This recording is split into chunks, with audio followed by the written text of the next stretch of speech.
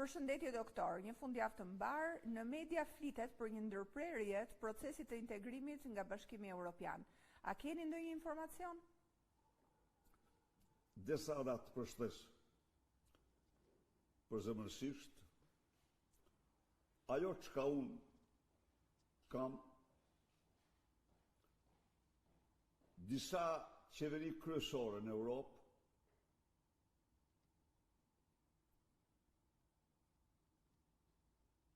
brenda në Komisionin Evropian,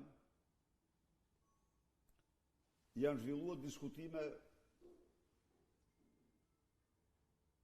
shumë të veçanta për Edi Ramën.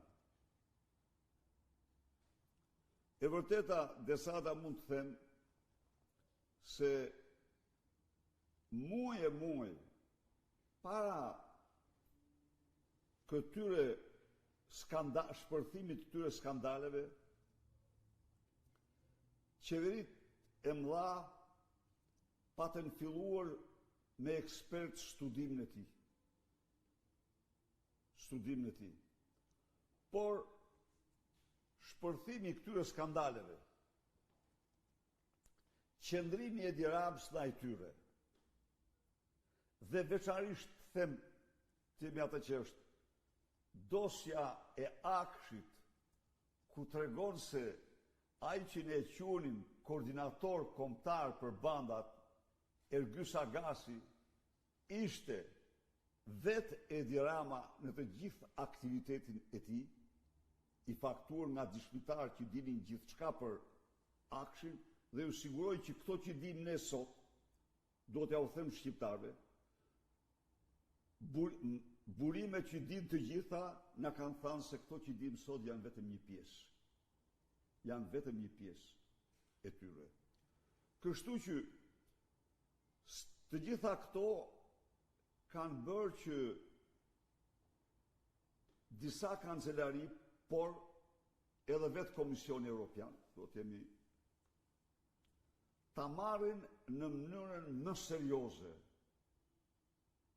këtë qëndrim, këtë grush shteti që Edi Rama përpiqet të bëjë. Ta marrin në mënyrë të tillë serioze, sa që në opsionet që kanë përpunuar dhe opsionin e pandëgjuar ndonjëherë në historinë e Bashkimit Evropian, të zhbërjes së plot të procesit të integrimit të Shqipërisë. E di ç'do thotë zhbërje plot? Do thotë anullim i të gjitha marrëveshjeve, vizave, stabilizim asociimit, pranimit kërkesë për antarësim, statusin e kandidatit, do të thotë rikthim në Shqipërisë, ku ishte në vitin 96. Se në vitin 96 Shqipëria u përfol si kandidate e mundshme për marrëveshje e stabilizim asociimit, sepse ishte në atë kohë Ballkanin e shqyrtonin në kuadrin e ish Jugosllavisë, e shkputën Shqipërinë dhe e lanë në atë fazë, po as u hapën negociata as gjë, do të them, po. Pra, do të thotë që zhbërja e plot do të thotë që Bashkimi Evropian të anullojë çdo lloj marrëveshje me Shqipërinë. Dhe mundet edhe atë të tregtisë lirë që është firmosur në vitin 92-93 tani. Po. Aured.